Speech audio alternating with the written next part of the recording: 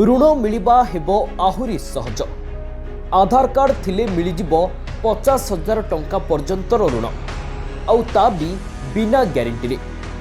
वर्ष 2020 कोविड समय केंद्र सरकार छोट व्यवसायी को साहाय्य करिबा पई प्रधानमंत्री स्वनिधि योजनार शुभारंभ करथिले।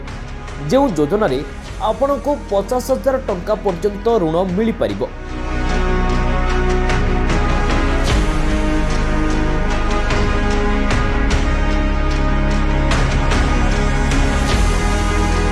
तेबे एही योजना रे प्रथमे व्यवसायी को 10,000 और परवर्ती मुहूर्त में 20,000 टंकार ऋण दि जाए एवं जदि व्यवसायी ठीक समय रे लोन परिशोध करनियंती तेबे 50,000 टंका ऋणर सैंक्शन करा जाए आउ एही ऋण सुझिबाकू वर्षकर समय दि जाए।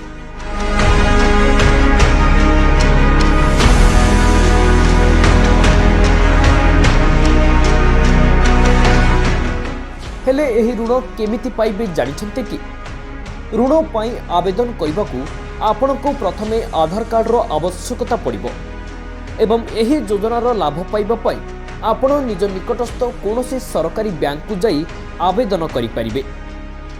योजनार ऑफिशियल पोर्टल विजिट करी किंबा कोनोसी साधारण सेवा केंद्र को जाई मध्य आपण ऋण पाई आवेदन करि परिबे।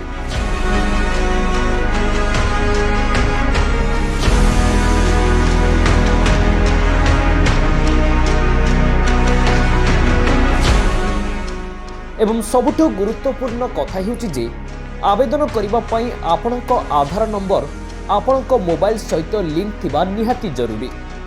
कारण जदि आपण ऑनलाइन ऋण पई आवेदन करंती तेबे एहा ई-केवाईसी किंबा आधार जांच रे आवश्यकता पड़िबो। ब्यूरो रिपोर्ट दिनांक टीवी।